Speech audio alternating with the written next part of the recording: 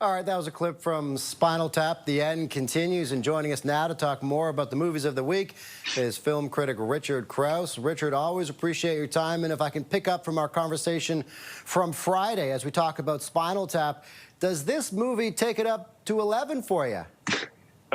Well, I wish that it did, because the first movie takes it up to 11 and beyond. It is a masterful mock documentary that really set the template for a lot of what was to come. I mean, it's possible that without Spinal Tap, we wouldn't have the Richard Guest movies like A Mighty Wind. We might not have political satires like Bob Roberts or Borat. We might not have The Office. It really was a groundbreaker 41 years ago when it was released.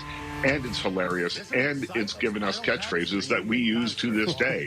The new movie doesn't have quite the same oomph to it. It's nice to see all the characters played by Christopher Guest and Michael McKean and Harry Shearer and Rob Reiner reunited. Fun to have Paul Schaefer there. You know, all the touchstones from the original film. Plus, you've got some new additions like Paul McCartney and Elton John who have substantial roles in the film.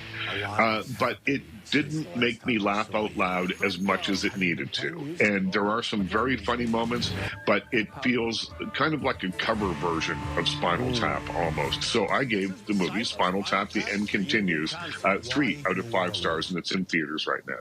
All right, and switching gears, if you're looking for something a little different, talk to us about The Long Walk. Yeah, this certainly is different. It is based on a Stephen King novel set in a dystopian world. There's been a war. There's an authoritarian government. The financial underpinnings of the United States have fallen away. It's a depression, and once a year, this government sets up something they call the Long Walk, which pits 50 to 100 young men against one another in a very simple competition. They just have to walk until there's only one of them left. And along the way, some of them are eliminated in very violent, terrible ways. But the idea behind this is that it's supposed to inspire hope and show that through hard work, you can persevere. And we, in the film, focus on 2 characters played by Cooper Hoffman, Philip Seymour Hoffman's son, and David Johnson, a really great English actor from a television show called Industry. And they really humanize this and make it very, very compelling. I like this movie a lot. I gave The Long Walk 4 out of 5 stars, and it's in theaters right now. All right, let's finish up with Downton Abbey, the grand finale. Is this a good closure for longtime fans? Absolutely it is. I think that longtime fans will get exactly what they expect. And sometimes you go to the movies because you want to see things you've never seen before and you want to be surprised. Not so much with Downton Abbey. You want to go spend a little bit more time in, you know, that grand old house, probably England's most famous home. Now, you want to spend some time with the characters. You want to see what they're up to. It is the 1930s, so things are changing rapidly for the people at Downton Abbey. Old traditions are falling away. Some newfangled ideas are making their way into the hallowed halls. But mostly, this is just a nice closure for the television series and the film series. This is the 3rd movie in that series.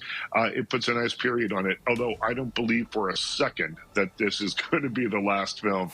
If this movie does well this weekend, I think we'll be seeing Downton Abbey, you know, the next generation coming in a couple of years. So I gave this one 3.5 stars for fans. If you're not a fan, you might not get much out of it, but it's a bit of fun for the old timers that have been watching the show since the very beginning. All right, Richard, a little bit of time left, but we want to get your thoughts on TIFF at 50. How would you rate the Toronto International Film Festival this year?